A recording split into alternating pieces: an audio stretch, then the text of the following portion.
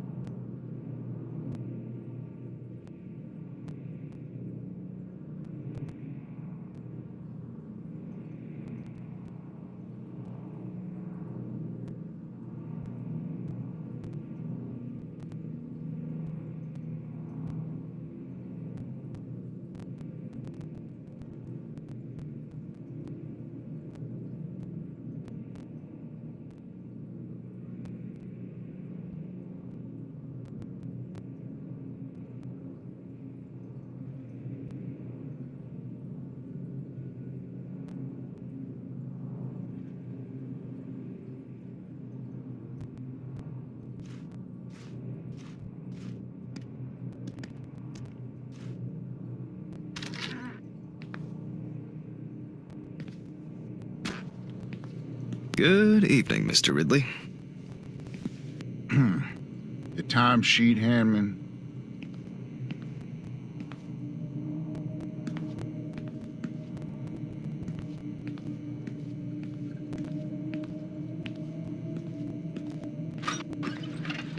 Some corpses have more personality than this guy.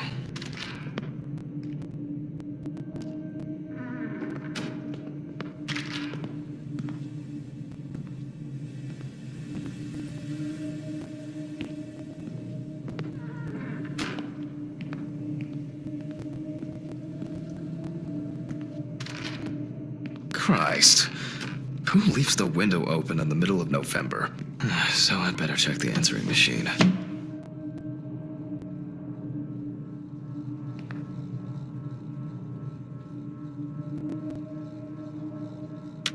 Hi, Jack. I dropped by a little early today. I left the body with Ridley in the corridor. He wasn't sitting in the locker then, so maybe he'll even throw him into the room. Well, how are you doing? Yeah, I mean, it's your first birthday without her, and...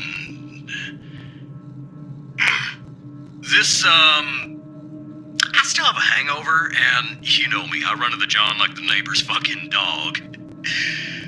You know, today I slipped on his shit again. That fucking furball. He always has to shit next to my car. Anyway, I can't come over in the evening, but we'll catch up on the weekend, okay? Bye.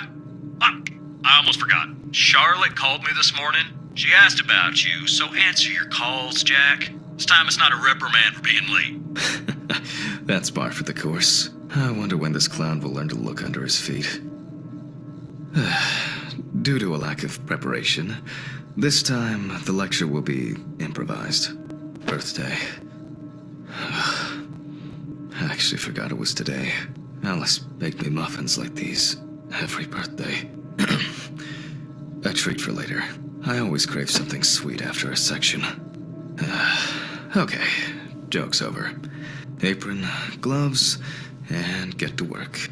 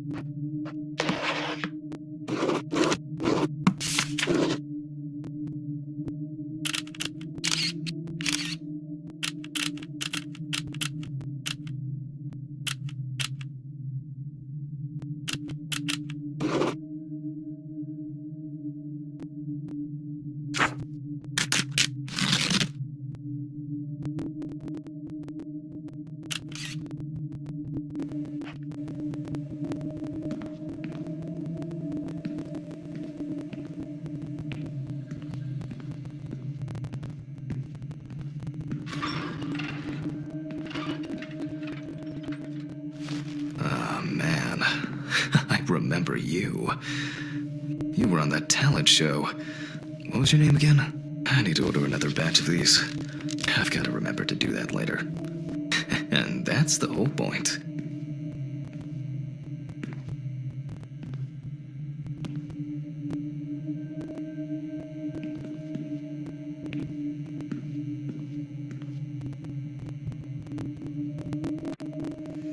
Steven laughs at me for recording everything.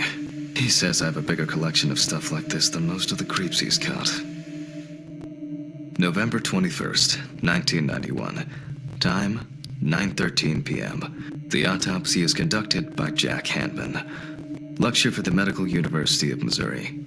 After yesterday's lecture, you should already know the ins and outs, so today we'll be consolidating our knowledge. So, where do I start? That's right, police folder.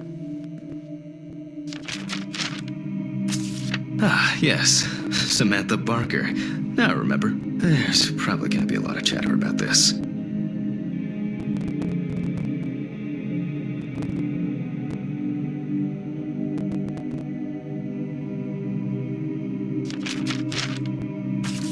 When questioned, friends admitted that Samantha's last days before losing contact seemed extremely happy and relaxed. She also quit drinking alcohol and mentioned something about rehab. The friend also admits that there was no indication of an impending tragedy. Found in her own apartment by police patrol. Officers were called by a concerned friend of the deceased, who had been unable to contact Barker for several days. During the interrogation, a friend of the deceased admitted that Samantha never got to grips with the sudden fame that came after winning such a high-profile talent show.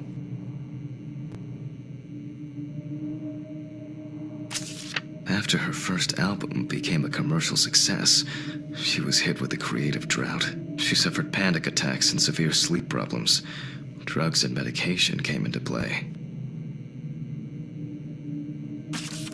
The deceased was found in her own apartment, in a semi-recumbent position on an armchair. Large quantities of alcohol and empty packets of sleeping pills were also found in the apartment. Well, let's see what settled this matter. As you can see, the body is fully clothed. Therefore, before we move on to photographic documentation, we must remove the clothes. This time, we don't have to focus on the clothes too much. However, there are cases where a clothing analysis can lead to the cause of death.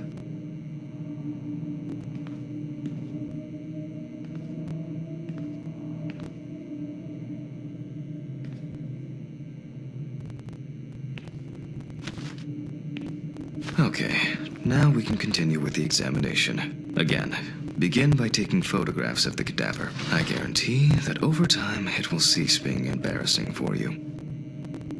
First, we photograph the whole body.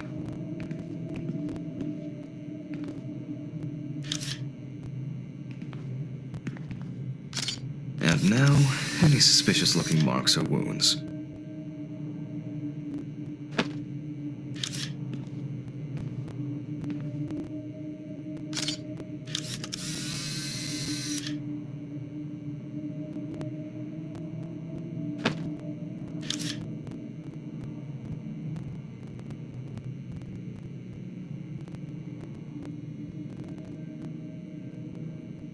You don't get such bruises from a normal contusion.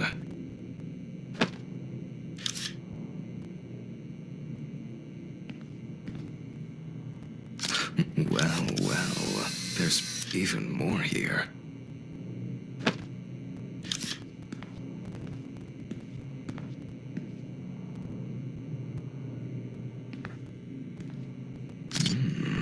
Yes, I've seen this many times.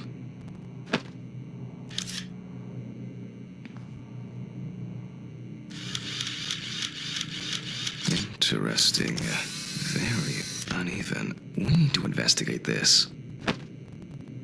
A few we will need to look into here.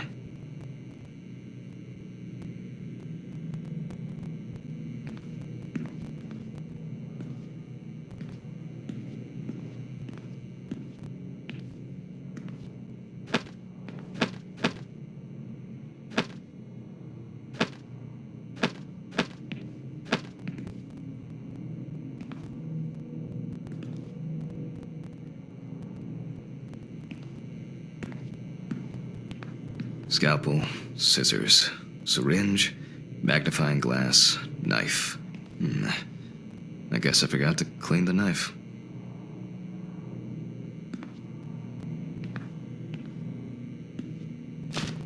Notes prepared. Time to take a closer look.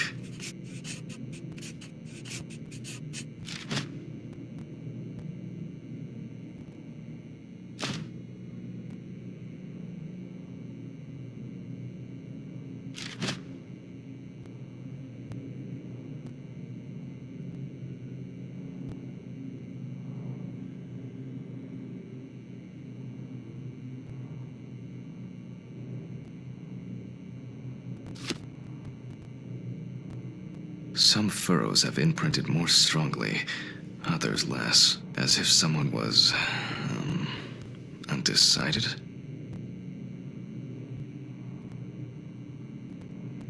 The number of bruises suggests that there may have been some kind of tussle.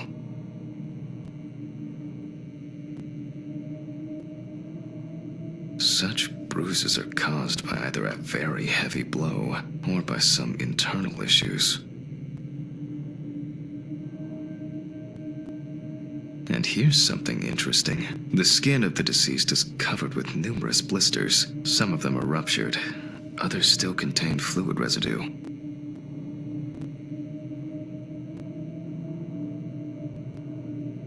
More numerous blisters. We have some leads to investigate here. Let's write this down.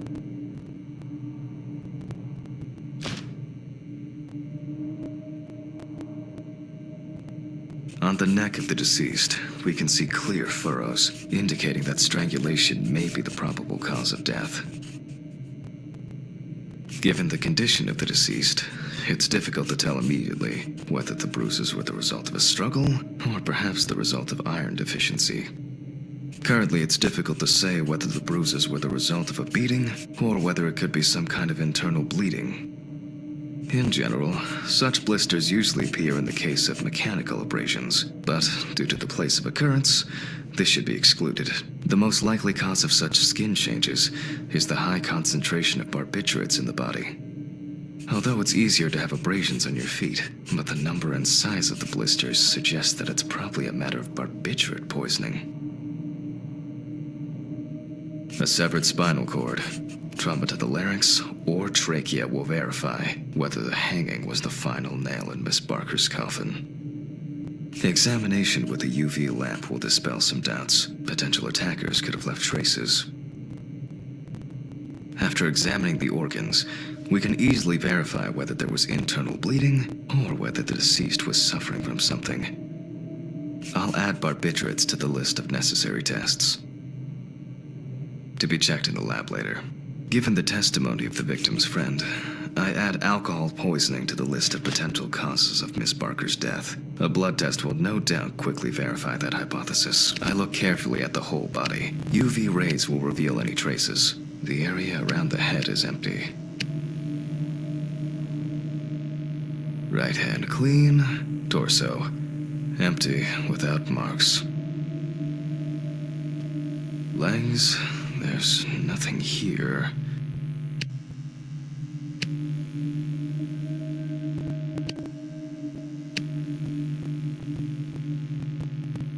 The left hand seems to be fine. No marks. Well, nothing to surprise us here. Now gently, we take the deceased by the hand, and we check for rigor mortis.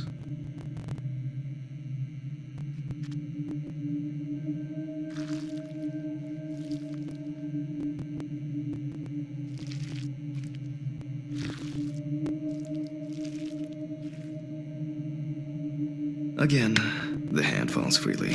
After yesterday, you should know what this means. Since we don't have a definitive lead, we will examine all the key organs one by one. So, I'm starting the internal inspection.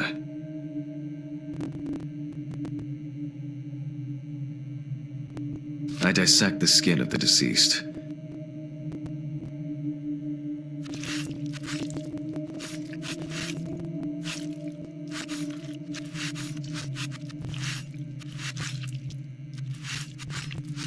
and I proceed to deflect the skin flaps.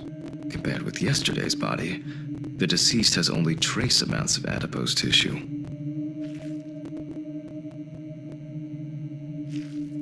Now for the ribs.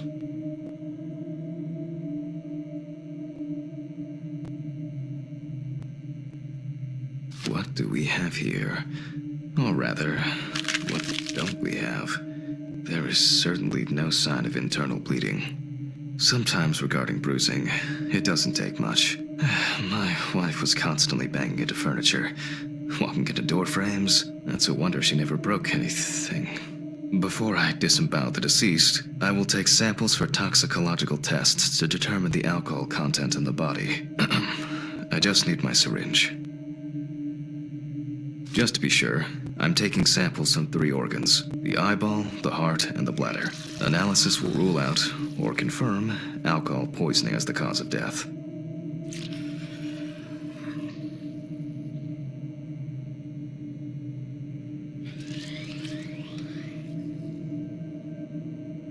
All done. I'll transfer these to the centrifuge. What was it? 15, 70, 10, 75? Maybe one day I won't need my notebook.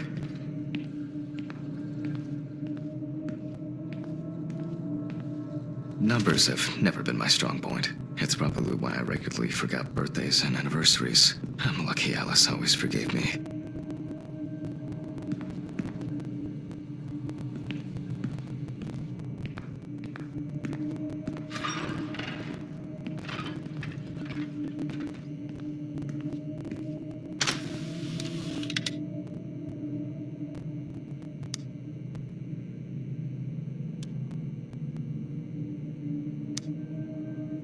Gently does it with this old thing. Handle with kid gloves.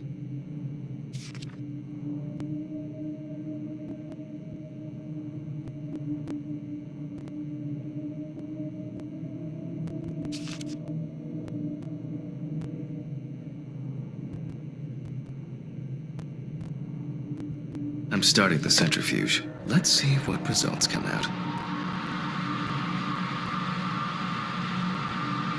The laboratory is already open, so... Fucking hell! Ridley! Mr. Ridley! Where is he? The fuses need resetting. Fuck it. I'll do it myself. I swear there was a flashlight in here.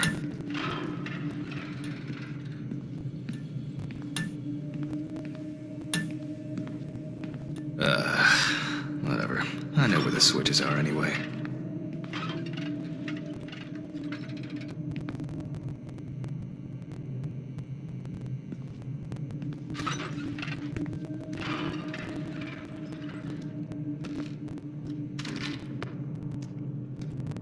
First the right, and then the left.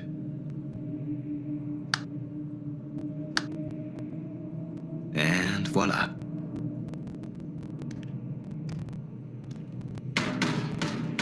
What?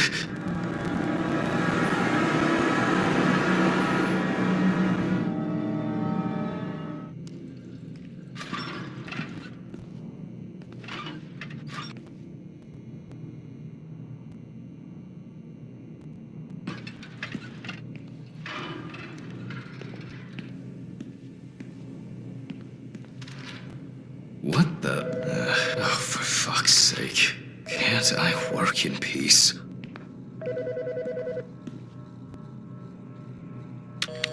Jack Hanman speaking. Easy, why so rude? Steve? Sorry, man. This place is falling apart, and Ridley won't even lift a finger to help. You just can't work here.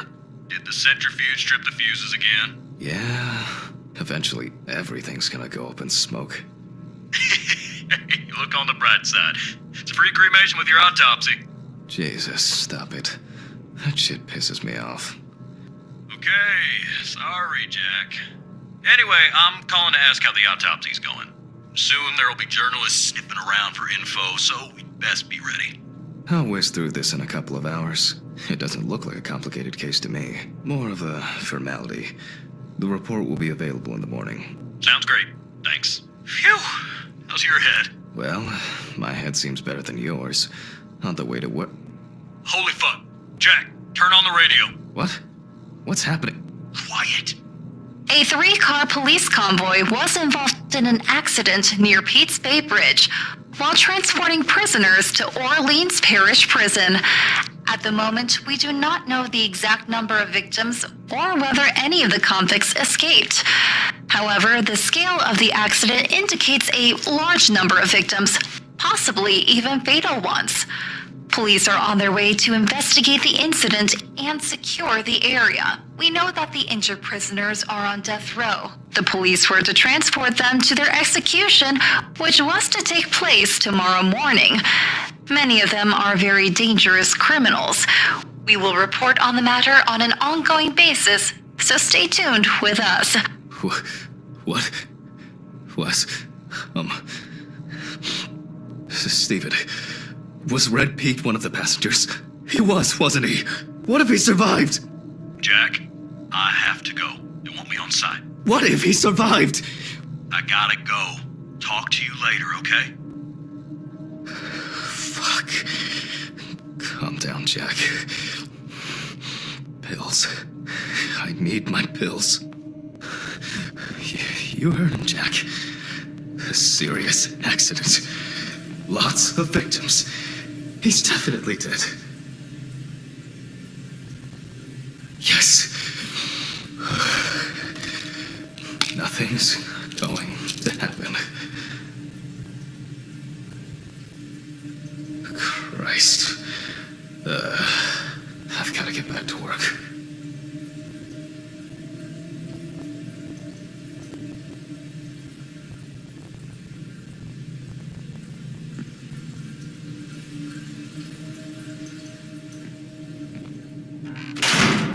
What?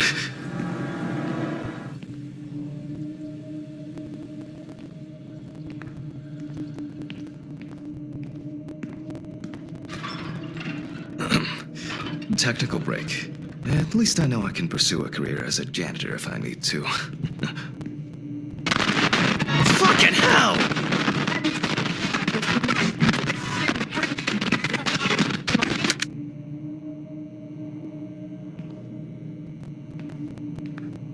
Alright, let's see if we were able to get anything out of this piece of crap. And miraculously, yes.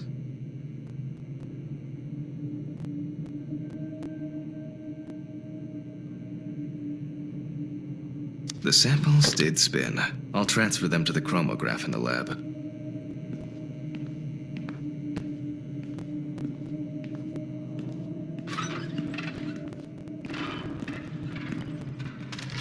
All right, let's load this up.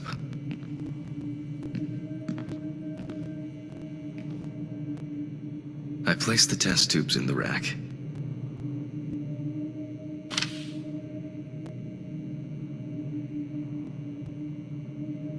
Now, just take 5 milliliters from each.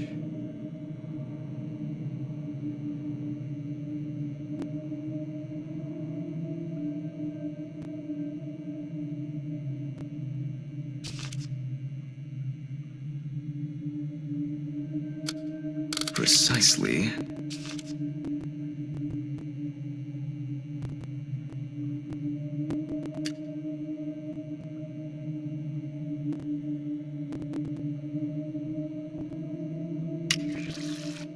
And the next.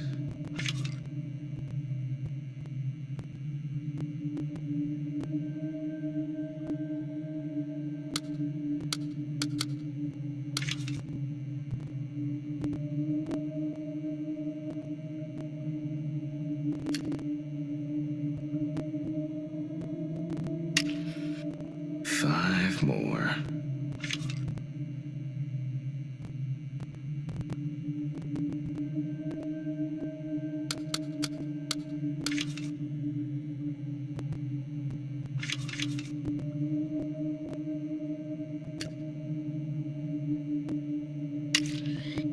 We put the prepared sample into the machine.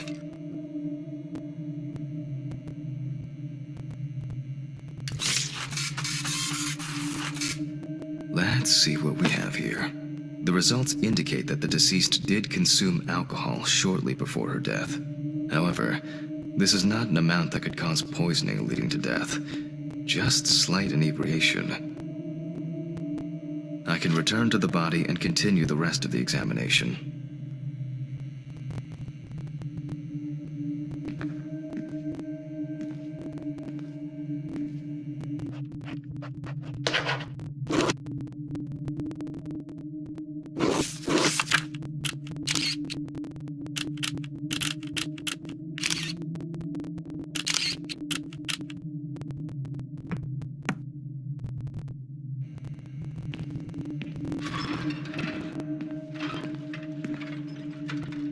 The chromatograph results show that we can eliminate alcohol poisoning from our list of potential causes of death.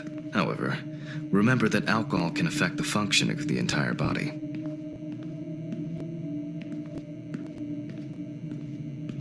It disturbs the heart rhythm, accelerating its rate, and dilutes the blood, which may result in more severe bleeding in the event of an accident. Also remember that alcohol affects the metabolism of drugs in the liver, which I'll now look at in more detail.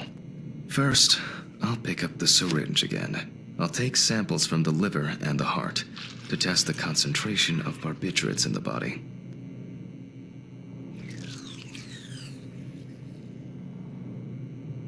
That's enough. I'll do the test later.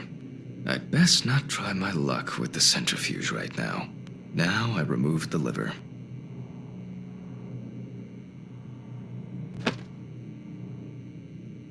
No lesions.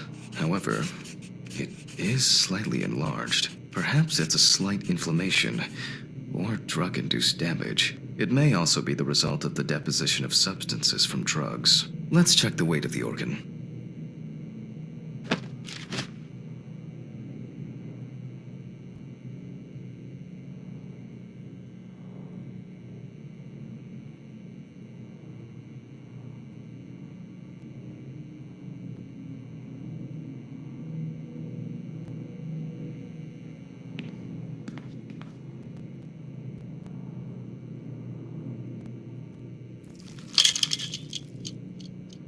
The weight is 1,300 grams. The liver is enlarged.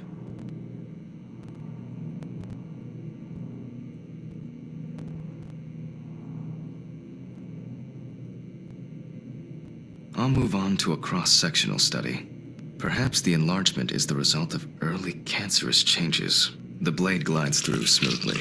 I don't feel like I'm encountering any changes with an unusual structure. No steatosis or cirrhosis. The liver is actually quite clean inside.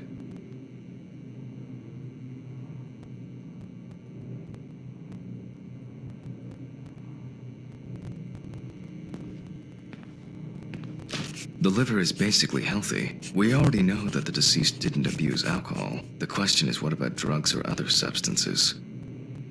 I move on to the heart. Oh. At a glance, we can see signs of a heart attack. The deceased is definitely too young to have a heart attack due to natural causes. The liver is enlarged, not from alcohol poisoning, and the heart looks like it has collapsed. So, I guess we need to go to the centrifuge and check for these barbiturates.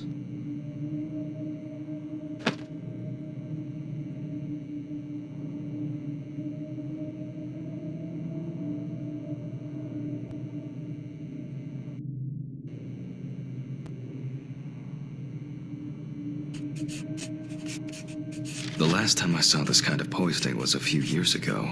I better check the data in my notebook. He was a middle-aged guy. He took his medication and forgot about it. So he took another pill. He forgot again and took another one. All right.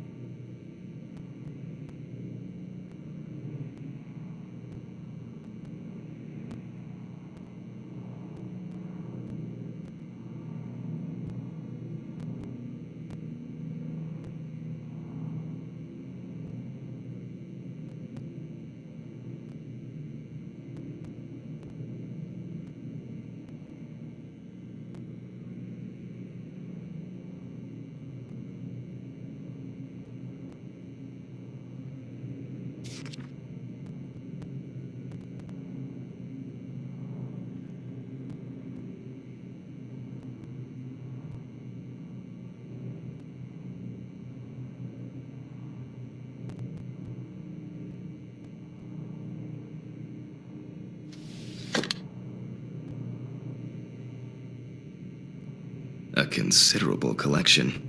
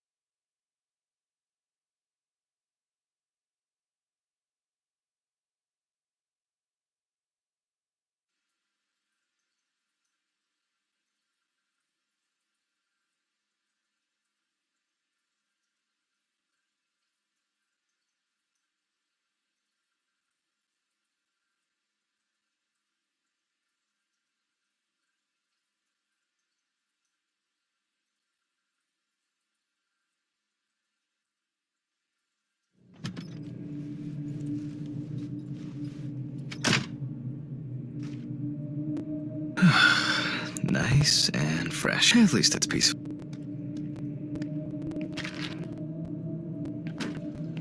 Good evening, Mr. Some corp. Christ. Who leaves the window?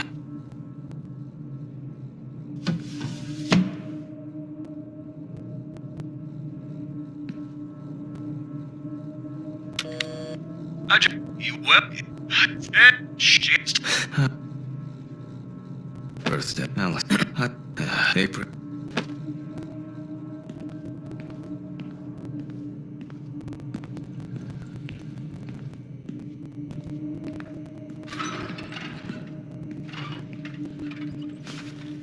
Oh, man. You were... I need to order an half...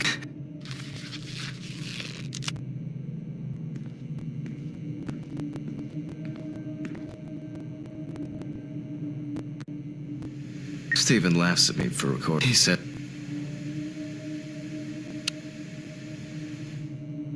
November 21st, 19... The luck after so that's... Ah, yes. Samantha found in her own apartment by police patrol. Officers were called back and when questioned, friends after her first album began she's large.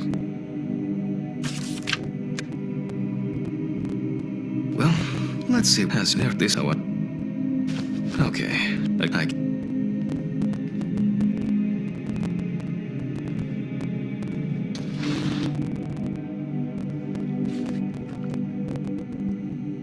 First, we photograph. And now...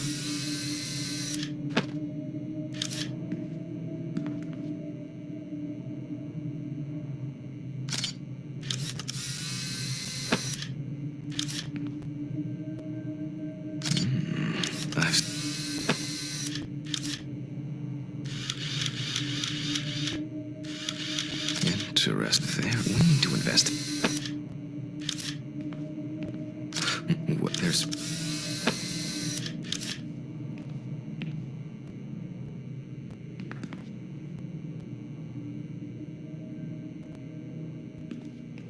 You don't get such... A few we will need to look into.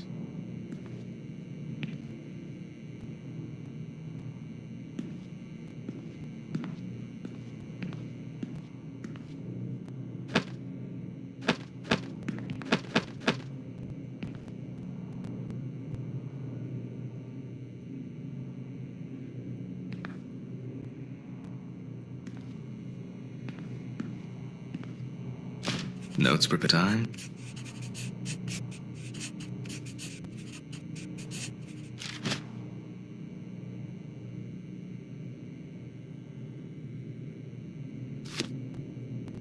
Some pheasant. The number. Set more. And this summer. More numerous. We have some leads to investigate. Let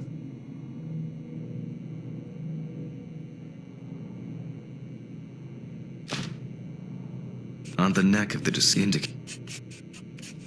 Current or in general, that's the most.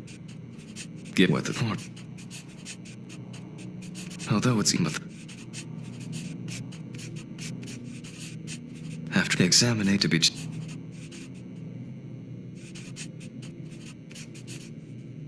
Given the testimony of the victim, but first I'll check for external traces. For this, we use the good old UV lamp.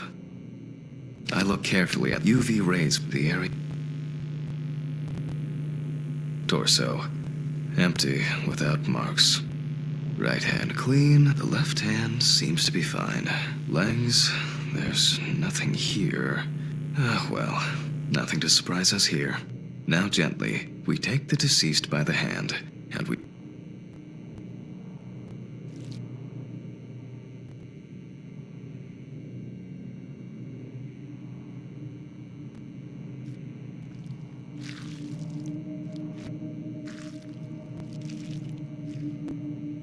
Again, the hand. After we will examine all. So, I'm starting. I dissect the skin of the deceased.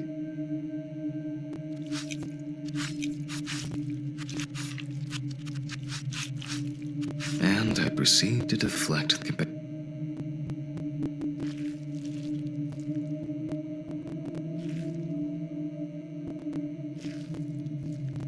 Now for the ribs. What do we have here? All right, there is certain some. That's open, but I will.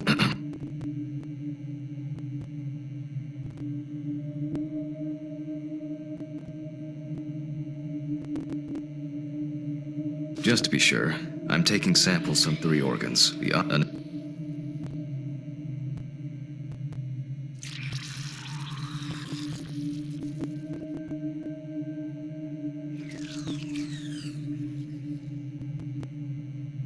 All done. What was it? 15, 70, 10, 75? Maybe one day I won't need my notebook.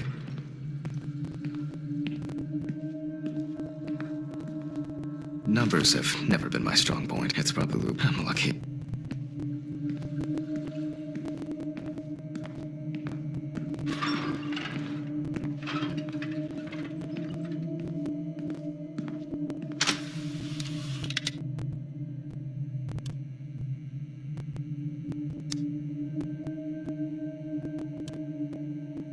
Gently does it with this old thing. Handle with kid gloves.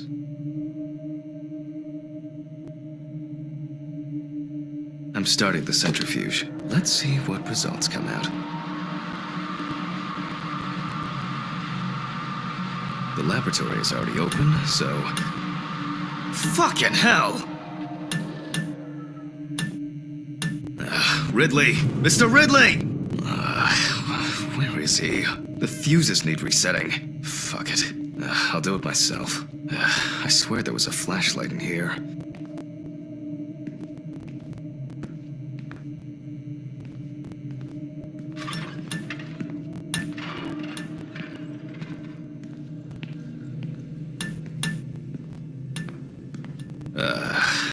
Whatever. I know where the switches are anyway. First the right, and then the left. And voila.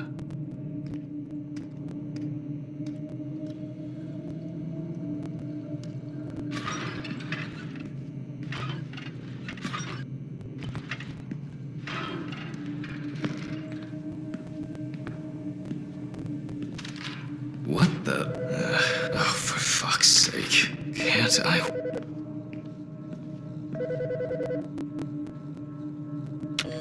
Jack Hanman speaking. Easy, why so rude? Steve? Sorry, man. This place is falling apart, and Ridley won't even lift a finger to help. You just can't work here. Did the centrifuge strip the fuses again? Yeah. Eventually, everything's gonna go up in smoke. Look on the bright side. It's a free cremation with your autopsy. Jesus, stop it. That shit pisses me off. Okay, sorry, Jack. Anyway, I'm calling to ask how the autopsy's going. Soon there'll be journalists sniffing around for info, so we'd best be ready. I'll whiz through this in a couple of hours. It doesn't look like a complicated case to me. More of a formality. The report will be available in the morning. Sounds great. Thanks. Phew! How's your head? Well, my head seems better than yours. On the way to work. Holy fuck. Jack, turn on the radio. What? What's happening? Quiet. A 3-car police convoy was involved in an accident near Pete's Bay Bridge while transporting prisoners to Orleans Parish Prison.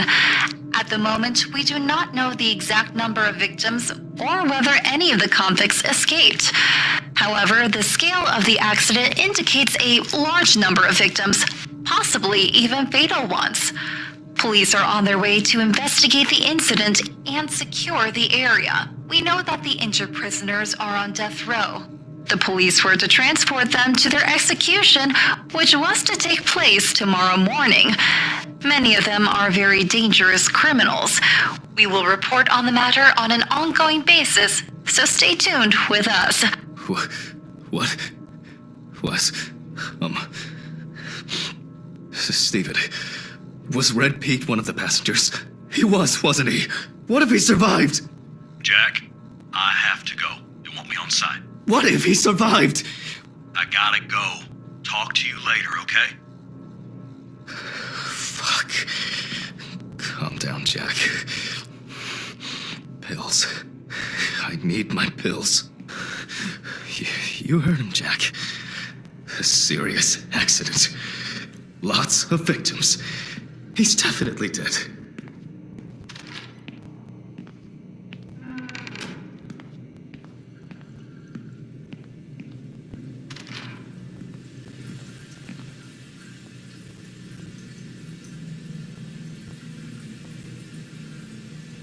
Yes. Nothing's going to happen. Christ. I've got to get back to work.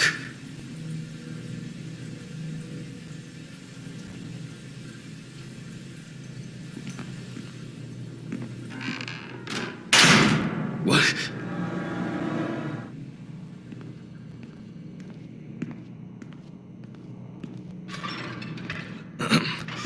Technical break. At least I know I can pursue a career as a janitor if I need to. My own fucking hell! Alright, let's see if we were able to get anything out of this piece of crap. And miraculously, yes. The samples did spin. I'll transfer them to the chromograph in the lab.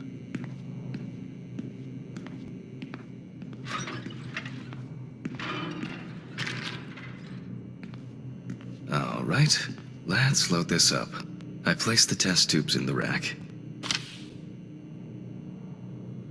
Now, just take 5 milliliters from each. Precisely.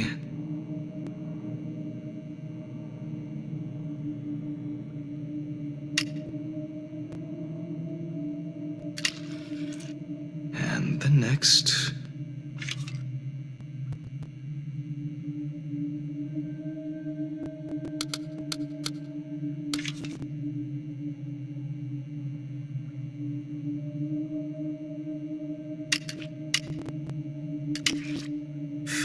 More.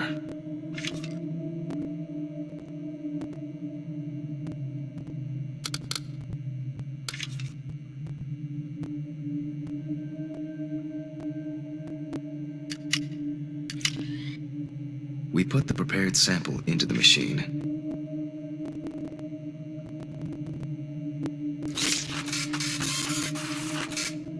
Let's see what we have here.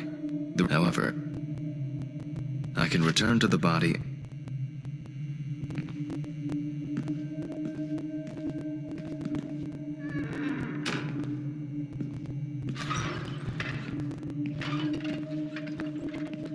The chromatograph results show that we can eliminate alcohol poisoning from our list of potential causes of death. However, remember that alcohol can affect the functioning of the entire body. It disturbs the heart rhythm, accelerating its rate, and dilutes the blood, which may result in more severe bleeding in the event of an accident. Also remember that alcohol... I'll take...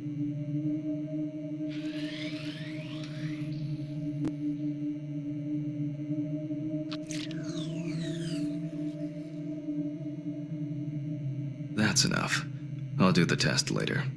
I'd best not try my luck with the centrifuge right now. Now I removed the liver. No lesions. However, it is slightly enlarged. Perhaps it's a slight inflammation. Or it may... Let's check...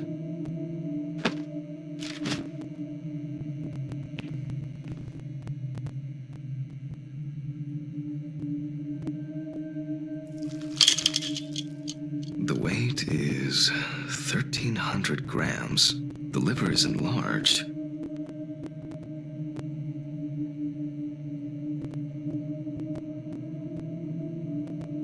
I'll move on to a cross-sectional study.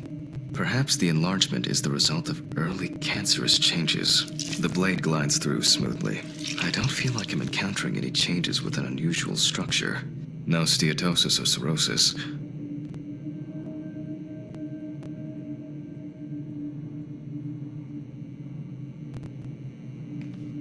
The liver is basically healthy. We already know that the deceased didn't have the question. I move on to the heart. Oh. At a glance, we can see signs of a heart attack.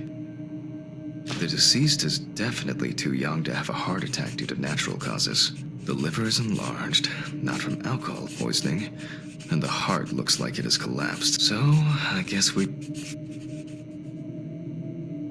The last time I saw this kind of poisoning was a few years ago. I better check the data in my notebook. He was a middle-aged guy, so until he took the last one. That's why it's better to have amnesic drugs in this sort of thing rarely happen. Doctors tend to prescribe.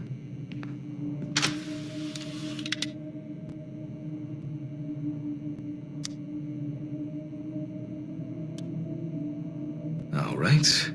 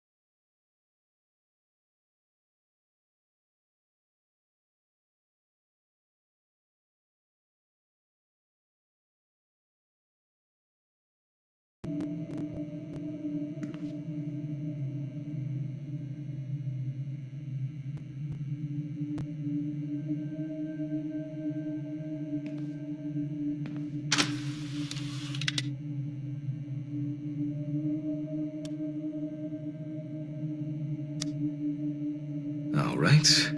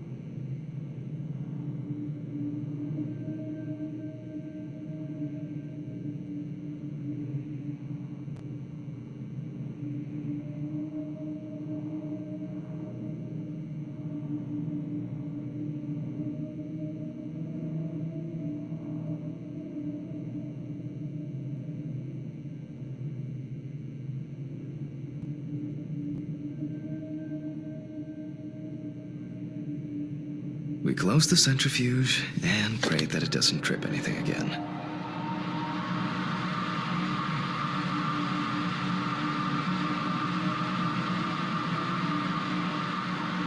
It looks like our luck is in.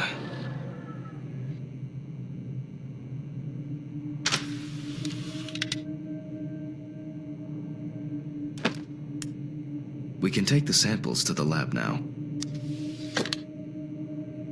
I wonder how she was able to get hold of these drugs.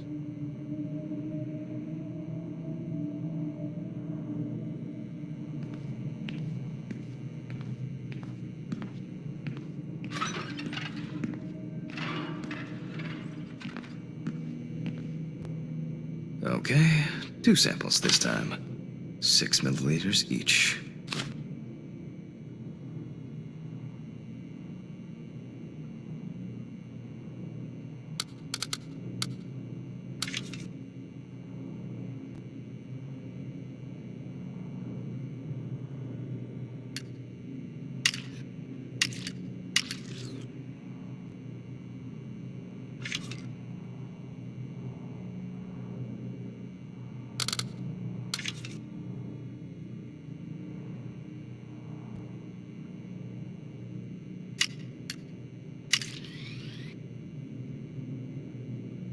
Well, let's see how much of it we find.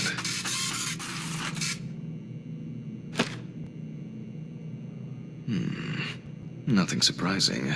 Significant amounts of phenobarbital metabolites of hepatic origin.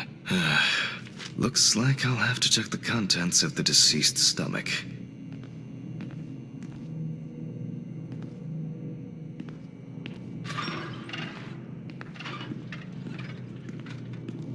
The tests showed that the collected blood contained enough barbiturates to cause cardiopulmonary collapse. The question now is whether it was an accident or a deliberate act. I'm proceeding to examine the stomach. Before extraction, I ligate the entire organ to prevent its contents from spilling out. Okay, I'm now cutting out the organ, which will move to the board for dissection. Normally, the stomach and intestines are full of surprises.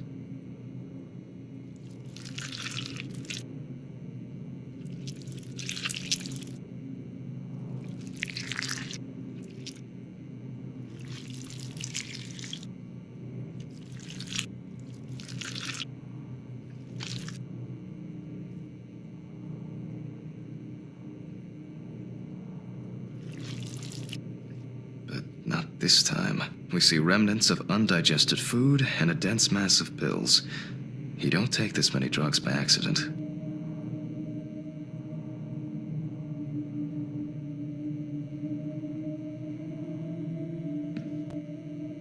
Length and width normal. No obvious pathological changes. Undigested drugs found in the stomach of the deceased. The direct cause of death was probably an overdose. I'll check the rest of the organs, and then the nervous system. Lungs are normal. The deceased's trachea is normal. Complete patency. The deceased's intestine is normal. No clear pathological changes. Abdominal cavity checked off. We can check the brain.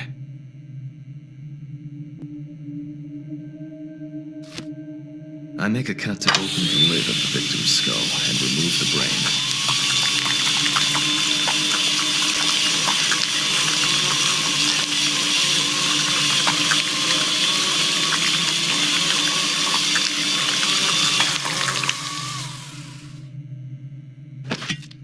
Brain is normal. No obvious lesions. All right. I need to dissect it on a board.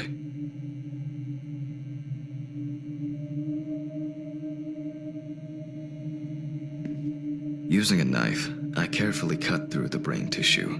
I peek inside of it, and... I don't think there's anything worth noting. As expected, the deceased's brain is in excellent condition. No discoloration or changes due to hypoxia. There is still the matter of the marks on the neck. They look superficial, but who knows? Maybe the spinal cord has been severed. I need goggles and a saber saw. I think the goggles were in the desk drawer. Oh, they're out there. Alice.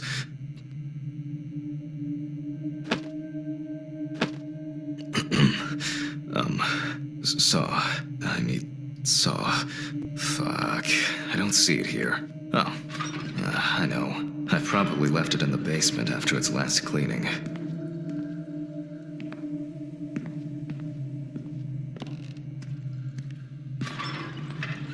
Mr. Ridley, I need a key to the basement. It's in the social room. Why is the key lying at the... never mind. Thank you. Hey, Hammond. Did you hear about the convoy? Well, maybe you'll get a chance to relive your glory days and catch Red Beat again, huh? Let's hope there won't be a need for that.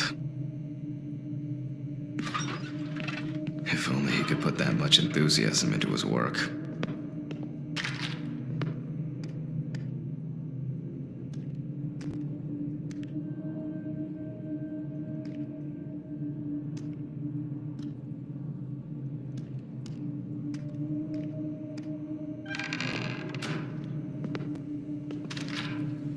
I get the feeling that searching through this rubbish is more pathogenic than working with corpses.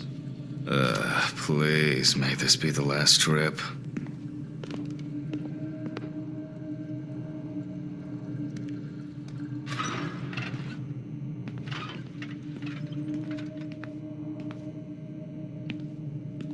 Fuck. Why did the prison convoy have to get into an accident? Jack, take a deep breath. Deep, pleasantly cool breath. You're nearly finished with the autopsy. Then you can go home and rest.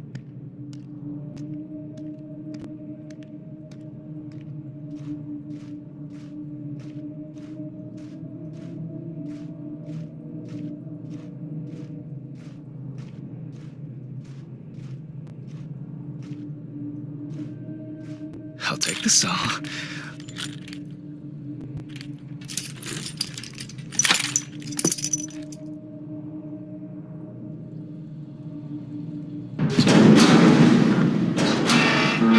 Fuck!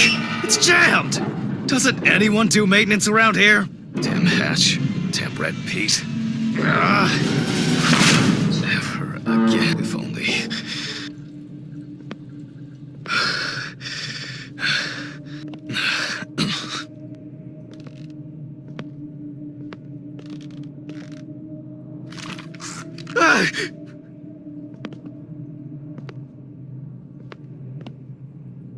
It would be easier if I put things away properly.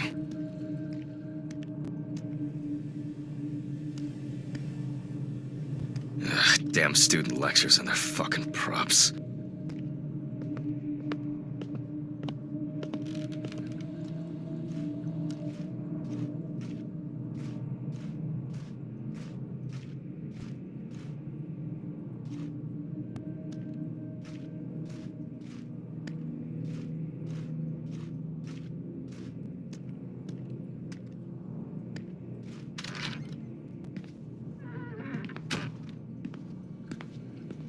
And like clockwork, he's already sleeping.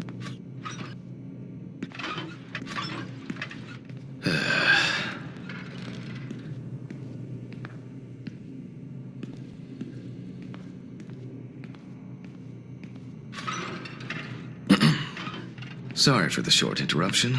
I hope you all took the opportunity to grab some coffee. And now that I have everything I need, I'll move on to revealing the spinal cord.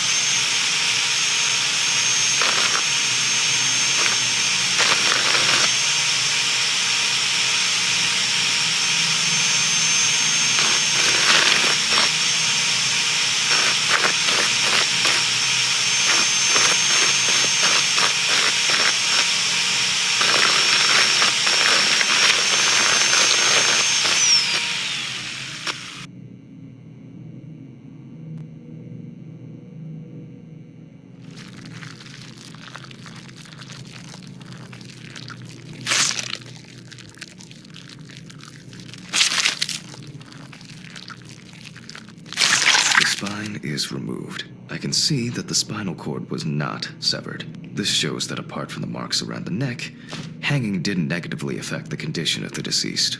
Ladies and gentlemen, almost over. Now, to sum up and tidy away the body. The direct cause of Samantha Barker's death was a heart attack resulting from an overdose of barbiturates. Traces found on the body suggest that the overdose was a deliberate act, following a failed attempt to hang herself. The autopsy found no evidence or genetic materials indicating that death could have been the result of an attack. Third-party involvement must be excluded.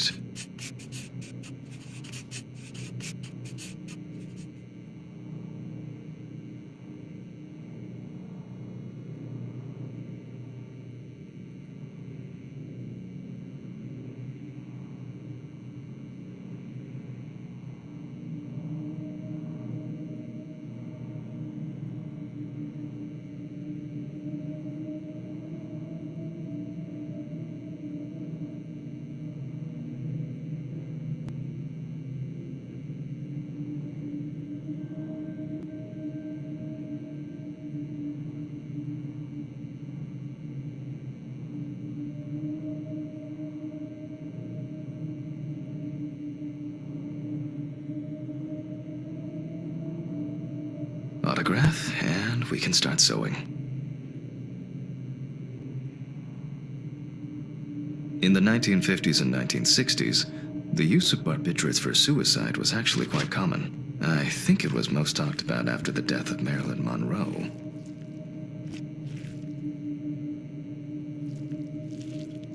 At home, it was a help and comfort. On death row, a farewell to the convicts.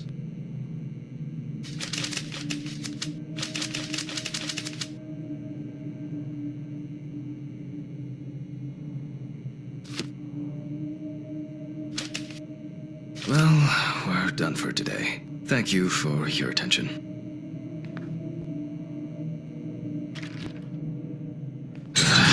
Tiring day.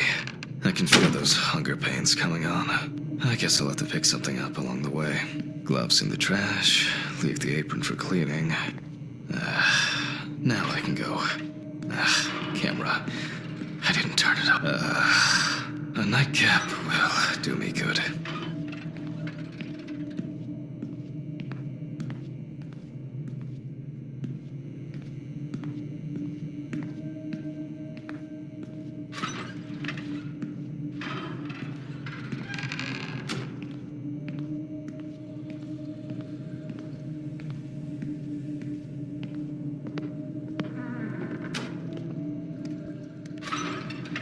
Good night, Mr. Ridley.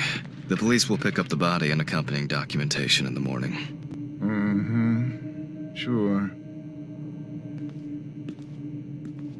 I guess there are actually two things in this world you can be certain of. Death and Ridley's reluctant attitude. All right, maybe three things. My whiskey on the rocks when I get home.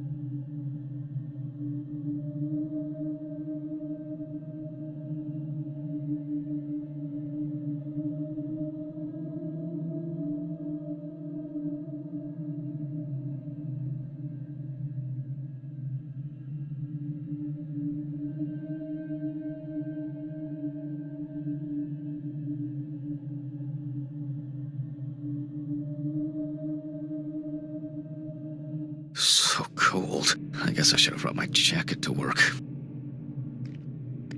This block can be quite intimidating when it's so quiet. Almost there.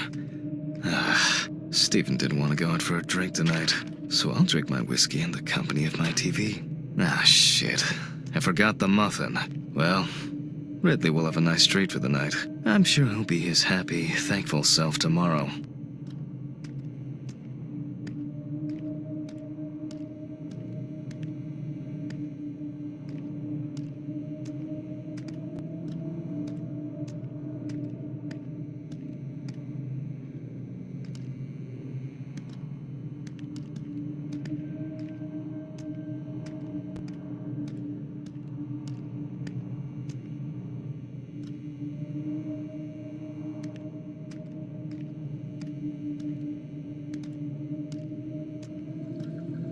What? What? What the fuck? But I locked it. I'm sure of it.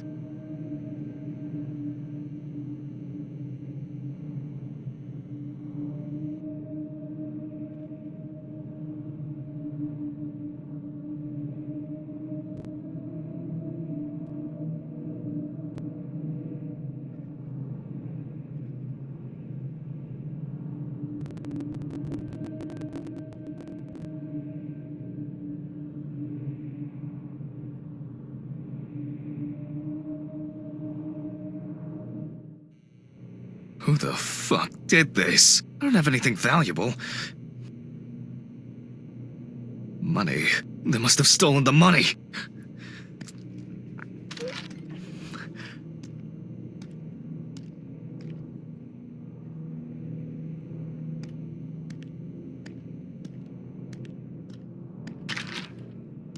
Fuck!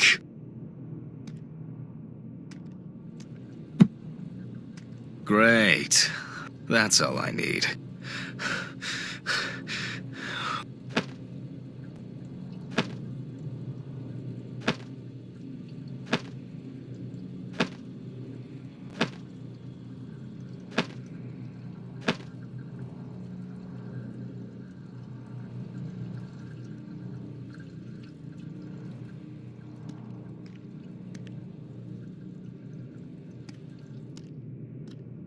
Where? I need my pills. I can't get my thoughts together.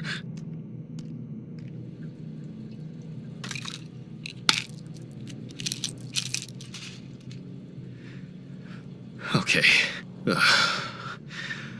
I'm gonna have to report this to the police. Christ. Why did the neighbors not report anything? I'm calling Stephen.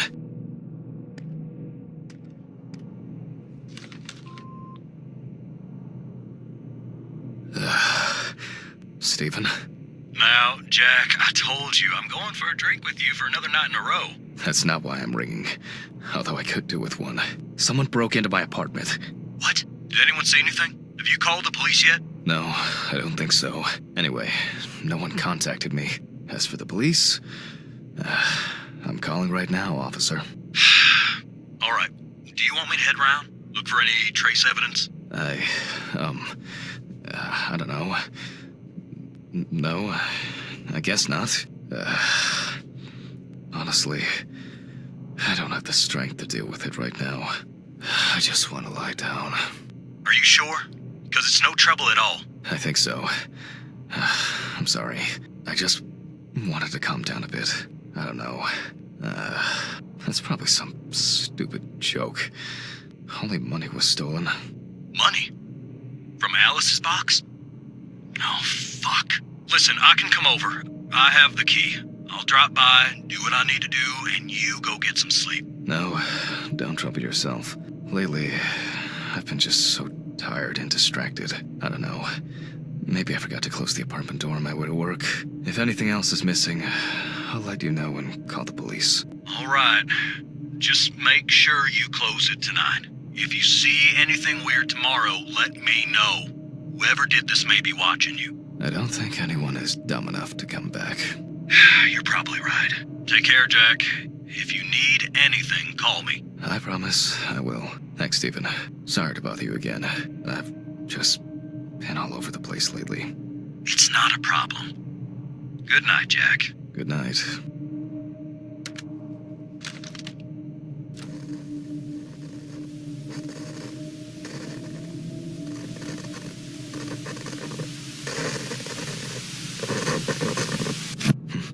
What?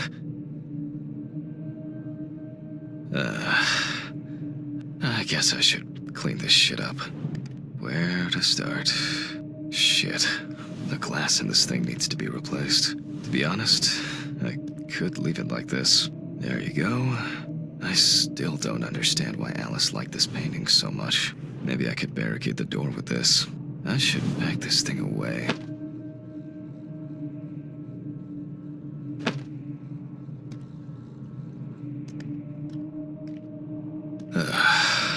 What a mess. Now, if only I could blame this on the burglars. I'm glad this didn't break. Jack, why? That's enough for now. Ugh, I think I'm just tired.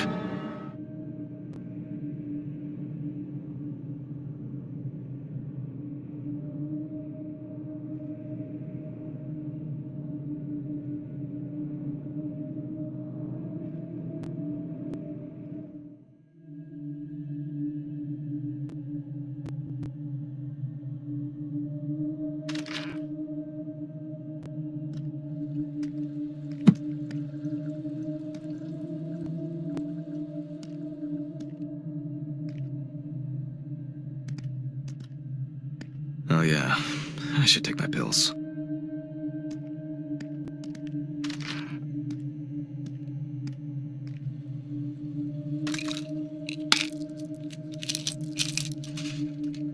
I feel like it takes me forever to finish these things. That's enough. It will never look clean. need to quickly change and finish getting ready.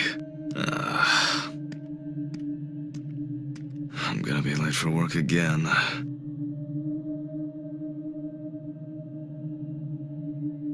Got my keys, got my files. Check. Time to go.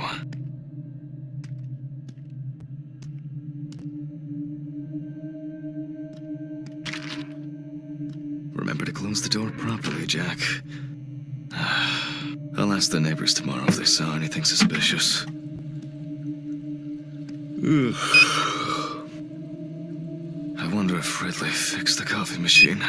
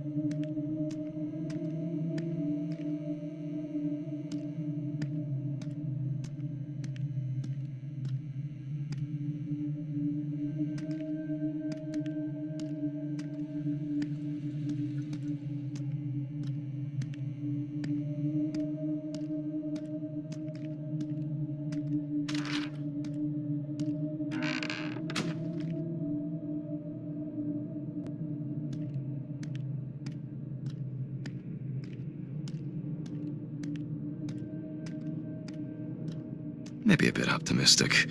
I'd better grab a coffee on the way.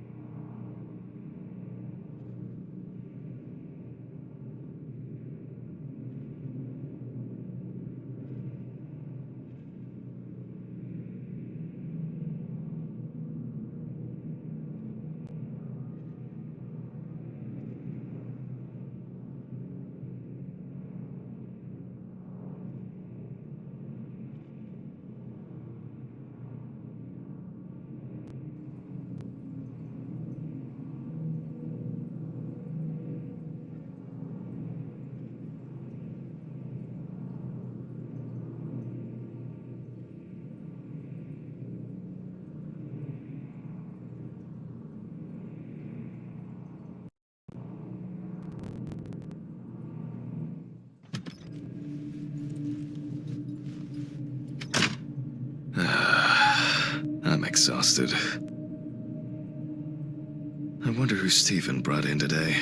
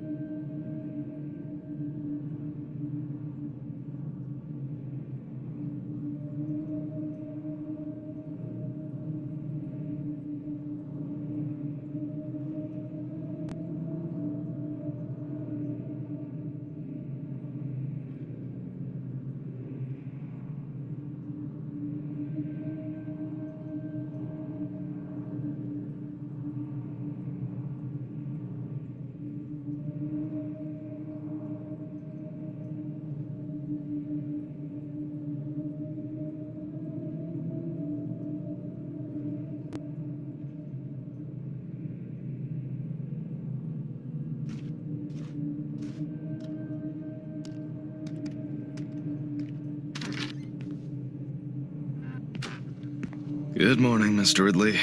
Oh, he's not here yet? No, I'll do without him.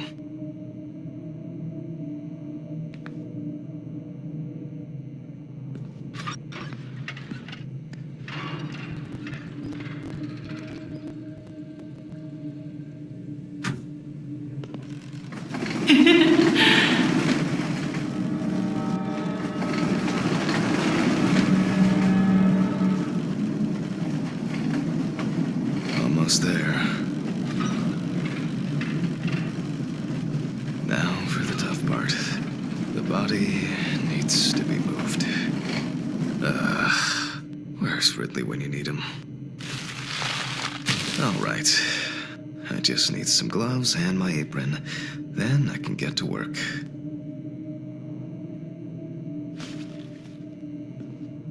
I'm going to need my tape recorder for this.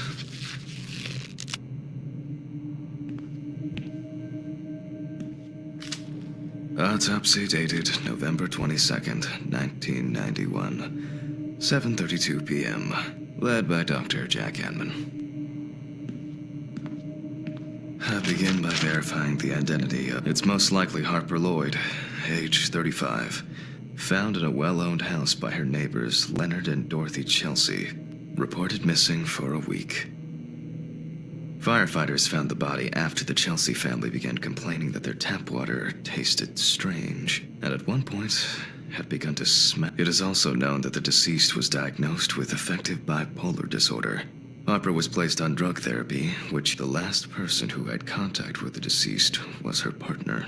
Harper's last message. Police records also show that Mrs. Lloyd was in constant... The most important task in forensic identification of a drowned person is to distinguish whether the death occurred before or after entering the water.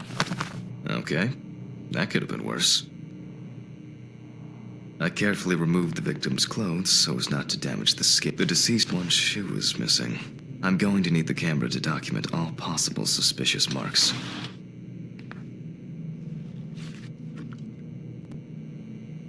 Definitely the first thing that stands out is the very advanced post-mortem gigantism. The skin of the deceased appears very delicate, smooth, and relaxed from being in the water for a long time. The whole body is extremely pale.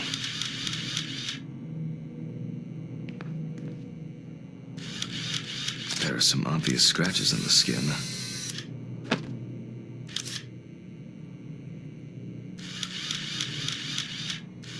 There are bruises and hemorrhages on the neck. These usually occur due to increased inhalation when fighting to breathe underwater.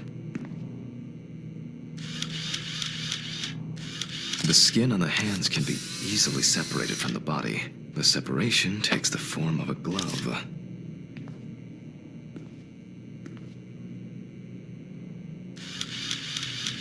The so-called washerwoman's skin on the feet. The deceased had indeed been in the water for a long time.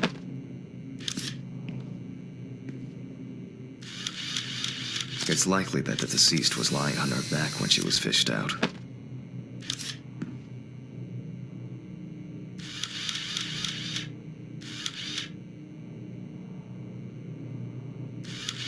Post-mortem markings are seen on the underside of the body. That is, on the back, thighs, and calves of the deceased.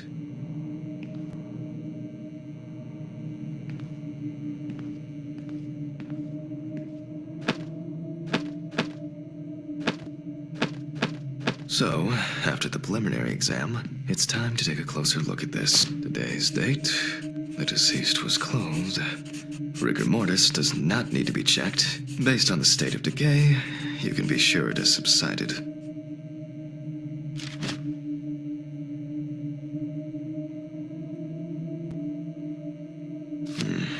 Where to start? We see thick, white foam in the mouth of the deceased, resulting from pulmonary edema. Foam is a characteristic in deaths due to drowning. There are obvious scratches on the skin, especially on the back and hands. These could be defensive wounds, evidence of some sort of altercation prior to death. The spots have a purplish blue-red hue, which is a typical sign of the death of the organism. No obvious signs of struggle. The skin on the hands would have easily peeled away from the flesh. Some of the fingers have already lost their nails. Yep, pretty typical. Liver mortis are formed as a result of putrefaction of blood in the veins. Due to the fact that the deceased was wearing shoes all the time, her feet are in better condition than her hands. Nevertheless, we can still notice a clear, wavy skin and the so-called washerwoman's skin texture. Okay, that's probably enough to indicate a direction for further examination. I'd better note that down in the record. Marks found on the neck and foaming at the mouth are typical signs of drowning people. Those abrasions appear relatively fresh. No healing or scarring is visible. There doesn't seem to be anything unusual about this livor mortis.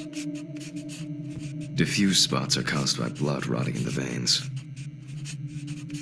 Hands heavily wrinkled from submersion in water. Typical washerwoman. Considering the deceased's penchant for drinking alcohol, it could have been a mere accident. Maybe it's just their distribution. Livor mortis, a simple trip, loss of balance, and as a result, you end up in a deep hole with no way out. That's all for now. Before I begin the dissection, I'll make sure the suggested identity is correct. The suitcase with the fingerprint equipment should be around here somewhere. Scalpel, scissors, syringe, magnifying glass. Oh, here it is.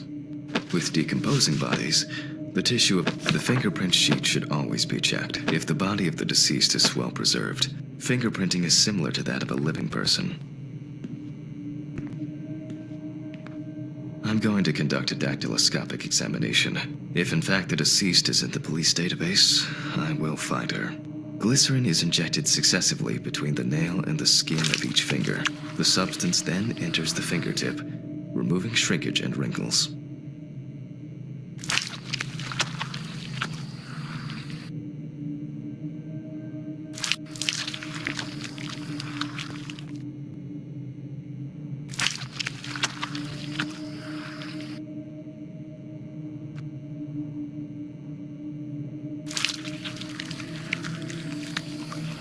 Now I take a brush.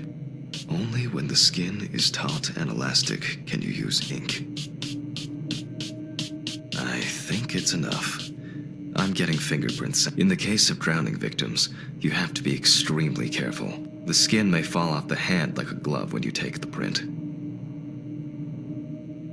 I'll use the fax machine to add the print into the system.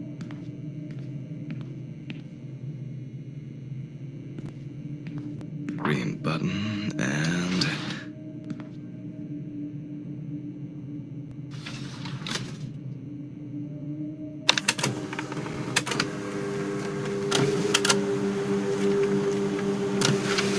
Once the data uploads, I'll run the prints against the police database on the computer.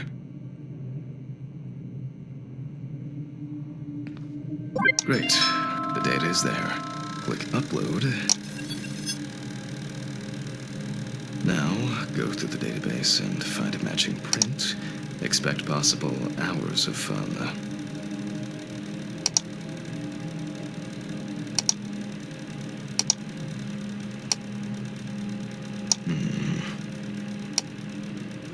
One more. Okay. Let's check for matches. This is not our Jane Doe. I wish there was an easier way to do this. One more. Analyze button. And we have a result. Everyone has a story to tell, even if it's just a police record. So, as predicted, the deceased turned out to be Harper Lloyd. That went smoothly. I'll print this out and attach it to the medical records.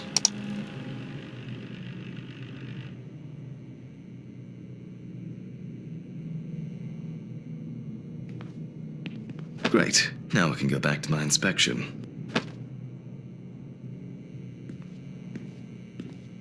I'm adding the name of the deceased. I'll start the internal examination by taking fluid from the victim's brain. A needle inserted through the nose will do the trick. If the victim was alive when she fell into the well, she must have swallowed water fighting for her life. And then diatoms, characteristics of pooled water like a well, got into the body.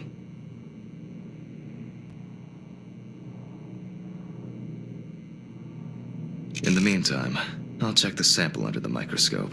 I'm sure that these algae traces will be found in the samples taken from the well where police found the body. Now I need to adjust the knobs properly and place the diatom in the center of the slide. I won't even notice an army of diatoms from this distance. Great, the aperture's... Oh, I'm finally starting to see something here. It's not a... And perfect. It's not a dirty lens, I'm afraid, but rather a bad focus. And it's not a dirty lens, I'm afraid, but rather a bad focus. I won't even notice an army of diatoms from this distance. Great. This way I'll see if I'm dealing with a large concentration of these algae. Nah. Oh, the aperture's still... Oh, I'm finally starting to see something here.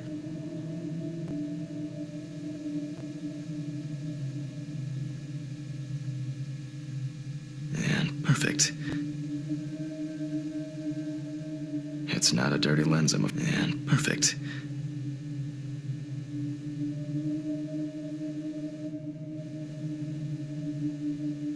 It's not a dirty lens, I'm afraid, and perfect.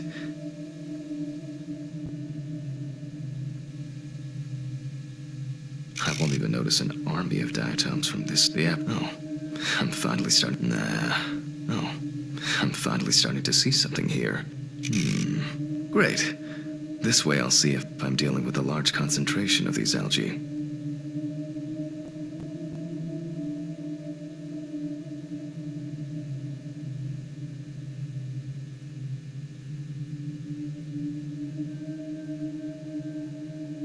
It's not a dirty lens, I'm afraid, but rather... And perfect. It's not a dirty lens, I'm afraid, and perfect.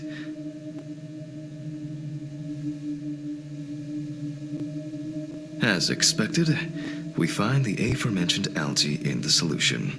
Their upper part, epitheca, which overlaps the lower, hypotheca, is clearly visible. The presence of diatoms in the brain samples taken indicate that the deceased was certainly alive when she fell into the water and was possibly conscious. Since there were diatoms in the brain, it means that many more of them must have entered the body. Studies of the rest of the organs will most likely confirm this hypothesis.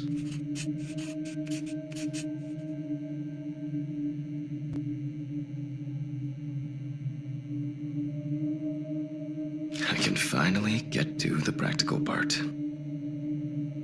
I must be extra careful because the skin of the deceased is very stretched. I wouldn't want an explosion here.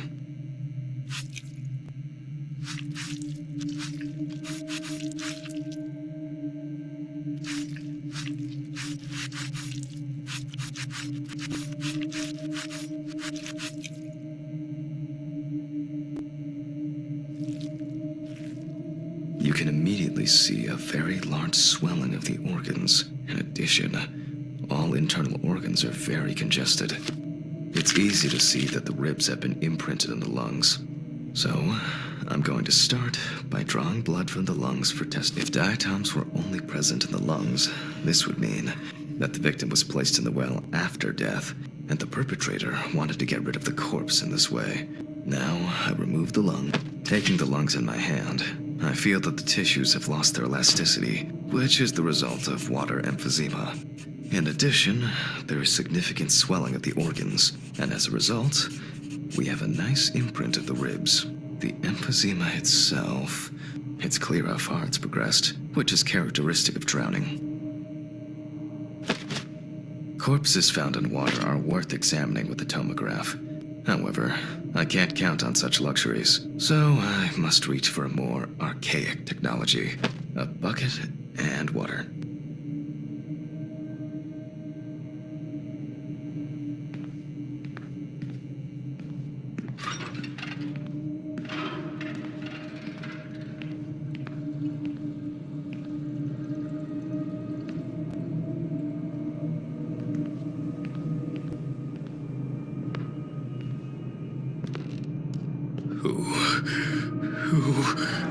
Has anyone been here? I hope no one dipped a mop in it. It's best to go to the lab for this.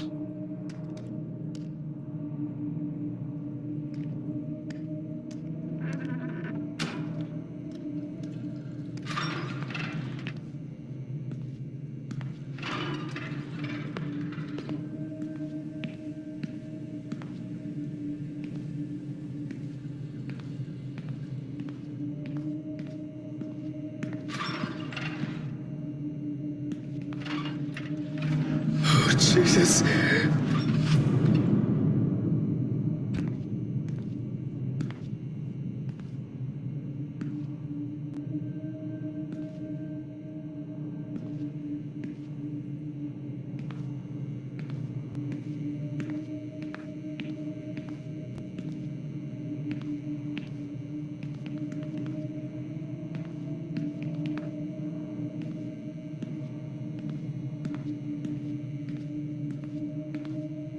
It's been a while since the eyewash in this thing was changed. It's probably a health hazard now.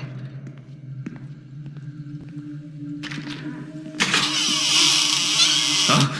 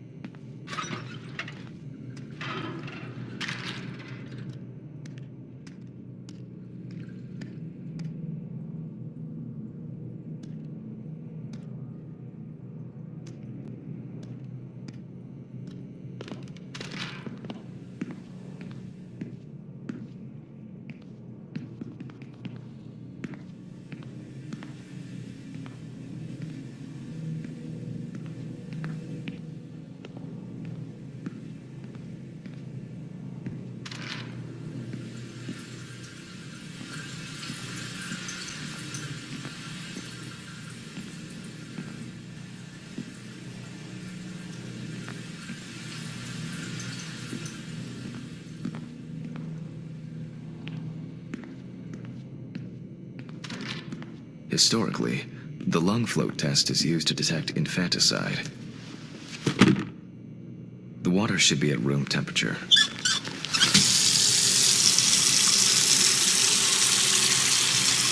That's enough. To test for this, I have to place the lungs in a container of water. This checks if there is air in the lungs. And speaking of lungs, everything is ready to bring them here. Of course, such a study isn't without flaws. Air may have entered a newborn's airways during resuscitation attempts. Gases released during decomposition could... In this case, however, it's about something else. Namely, the amount of fluid in the lungs. To test for this, I have to place the lungs in a container of water and wait to see if they fall or if they will float on the surface.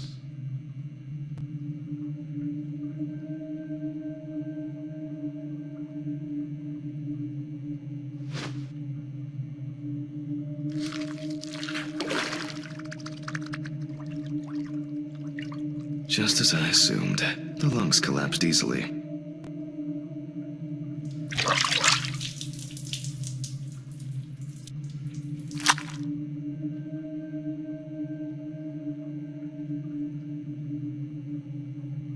Fluid could have entered the lungs during panic attempts to catch breath underwater, but it could also be the result of bacterial infections or cancer, so further investigation is needed.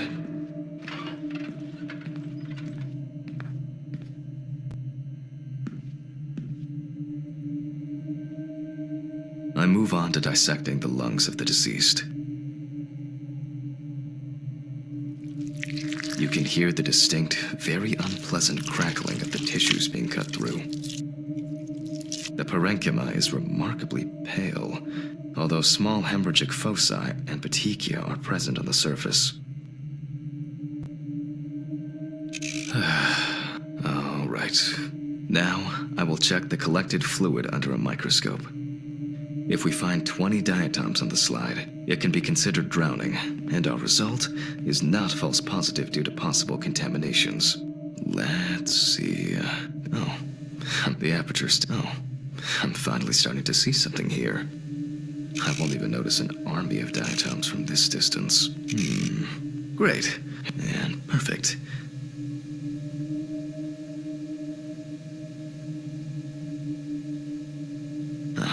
As expected, in solution, the diatoms are clearly visible. There are smaller and larger clusters of them. There will definitely be more than 20 of them. I'll make a note of all this. So far, this case looks pretty standard. It's clear from the beginning that it's drowning. Well, the procedure requires me to check everything anyway.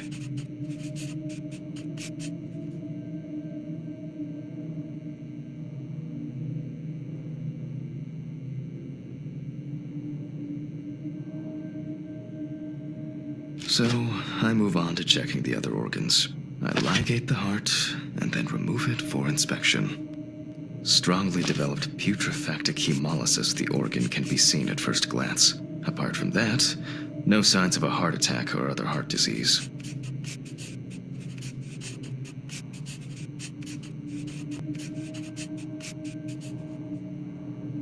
I move on to the next organ. This time, it's the liver. It's immediately apparent that the deceased didn't care for herself. Like, the beginnings of cirrhosis are visible in some areas.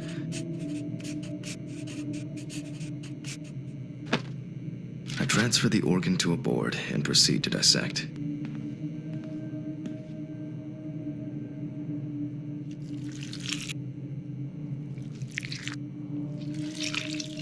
The cross-section clearly shows dilated veins and many small hemorrhagic foci.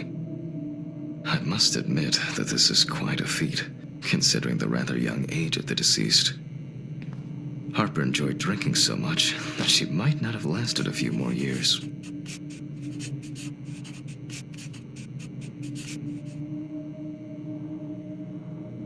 I move on to the stomach. I take a sample of the fluid for testing.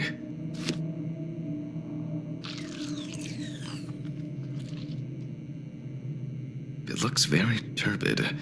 I'll see what happens after spinning, but that's in a moment. Now, I carefully ligate the organ, then cut it off. It's enlarged, probably full of putrid gases.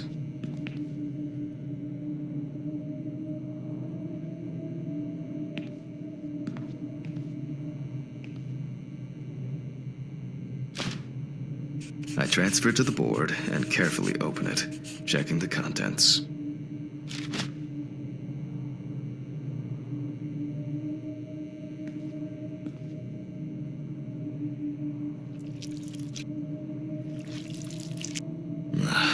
One thing you'd never get used to is how much this desk smells.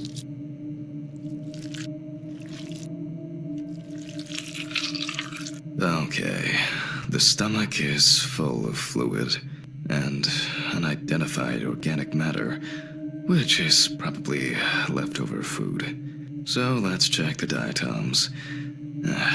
Again, but in a centrifuge for a change. The problem with examining drowned people is being able to show whether the death was due to drowning or whether something else contributed to the death. Cramp, heart attack, drugs, homicide, or some accident. Such an analysis requires viewing from different angles and a careful interpretation of the collected data, including those from the field. That's why it's so important to collect as many samples as possible. Unfortunately. Okay, this is one last little sample. Now, set.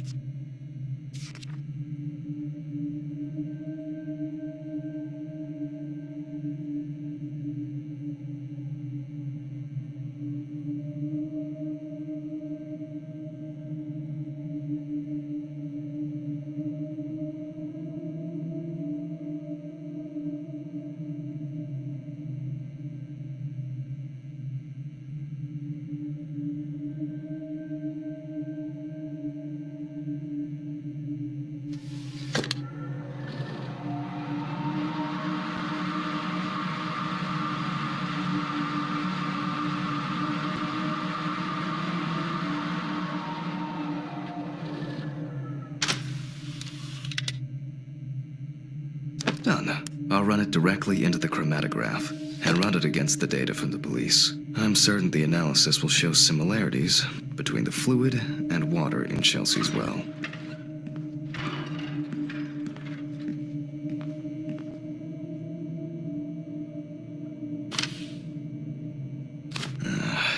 Let me think. 3 milliliters should be fine.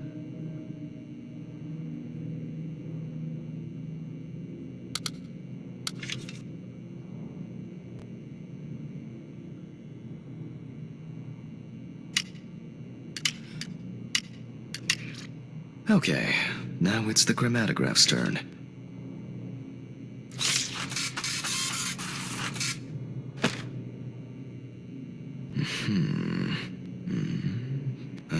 Well, the results are quite clear. I was hoping it would be a more interesting case.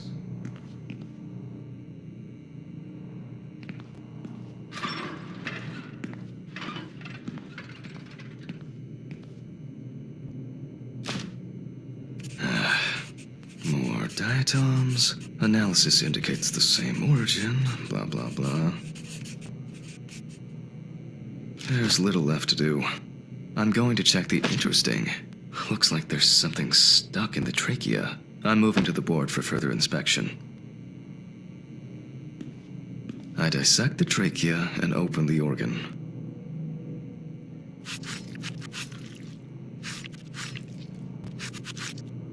Inside, I find, based on the size, I can say that it's a woman's wedding ring, quite standard from the outside.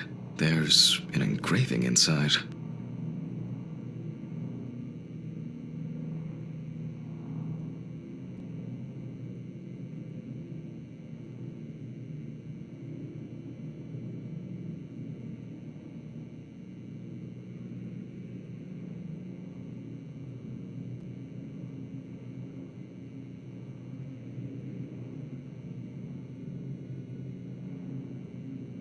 What the fuck? But this is my ring. Alice's ring. But how did it... But they should be at home. I have it. At home. It's... I have to check this out. Where are my meds? Where the fuck are my meds?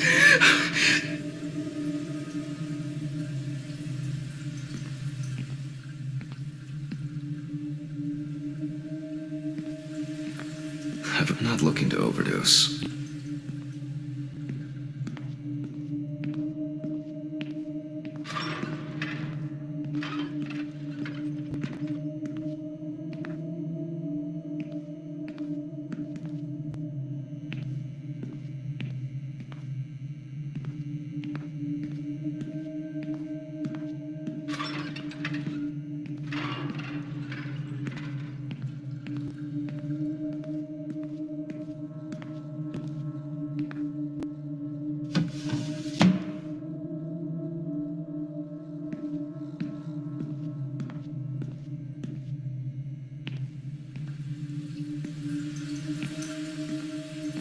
Jesus Christ!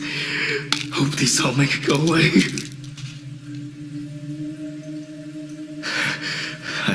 I have to check the apartment.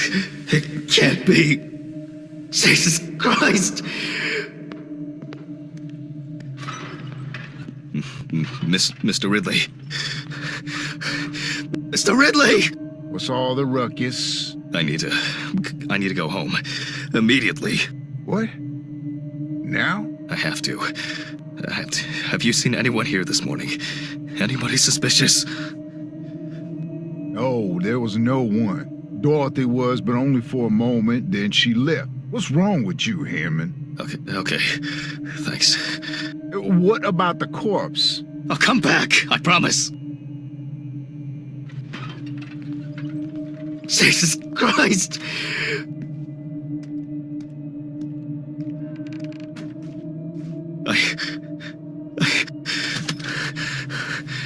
I have to check this out.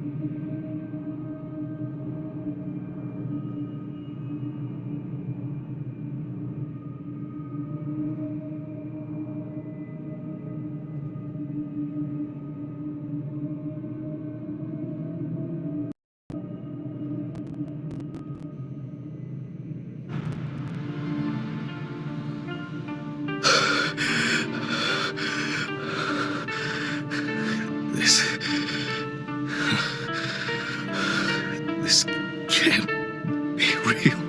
Where is it? Where is it? Where?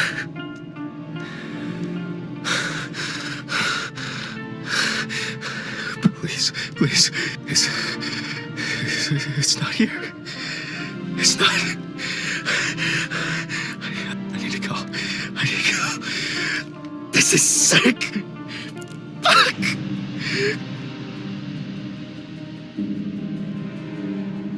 Come on, Stephen. Pick up the fucking phone.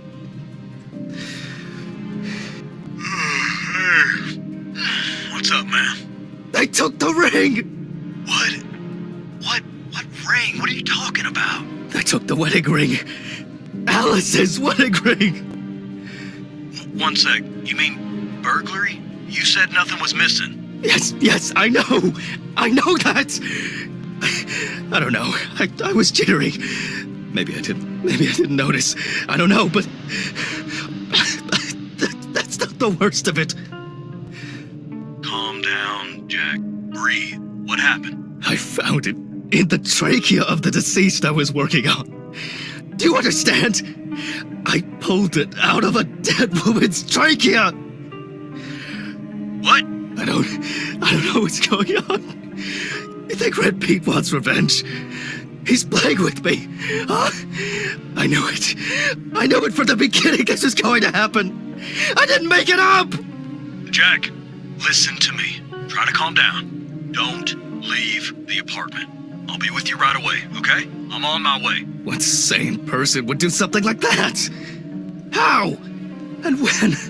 When the fuck? Fucking Ridley lets in whoever he likes as usual. What are you saying? Steven? Don't leave me, man. Come on. Fuck. Oh, God, what now? Okay, just calm down. Just calm down. I need a drink. Jesus. What's going on?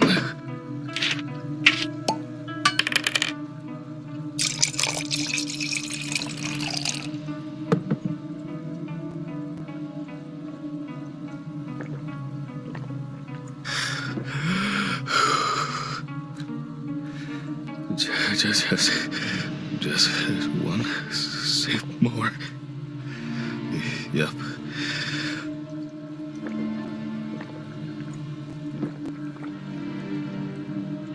Jesus.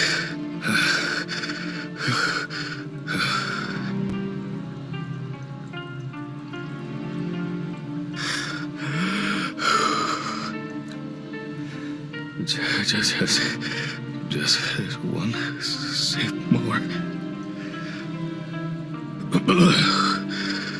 Okay.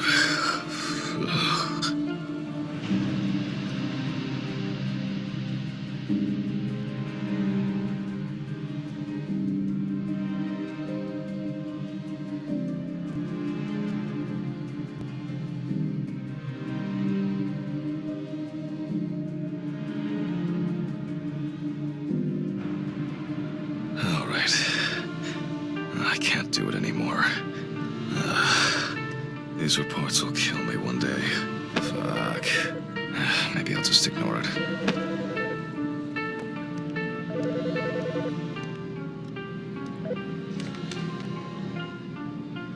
Yes. Hi, this is Charlotte. I guess I interrupted you again? Oh, hi. No, I just... I wrote reports in those last sections, and I was just about to leave for work. I always know when to call. Yeah, definitely. What's up? How are you? I'm good, thanks. What about you? Okay, nothing new. I had a few days off. Oh, that's nice. Then... Did you have a moment to look for something for me? Something for you? Well, the photo with the photo I asked you for?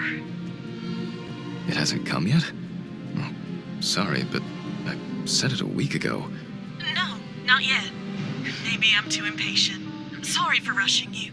You have so much on your mind, I thought maybe you forgot. It's okay. No worries.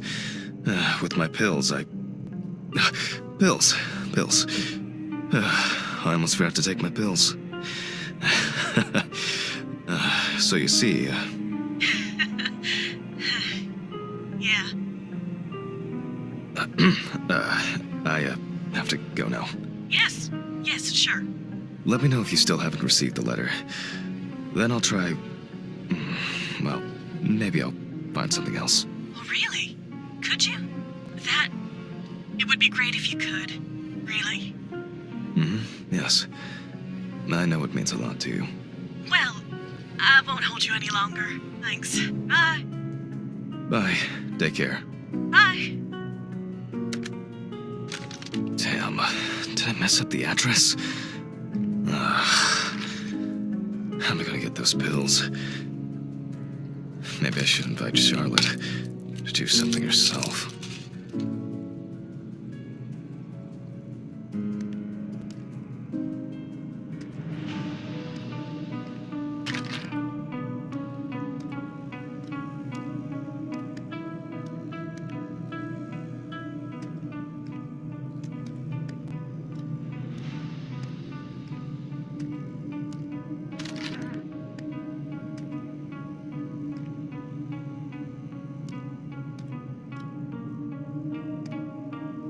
Ugh. Why is it so wet?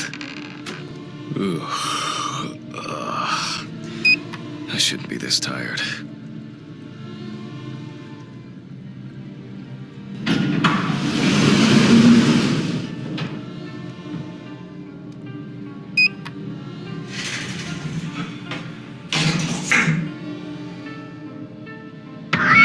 Fucking hell!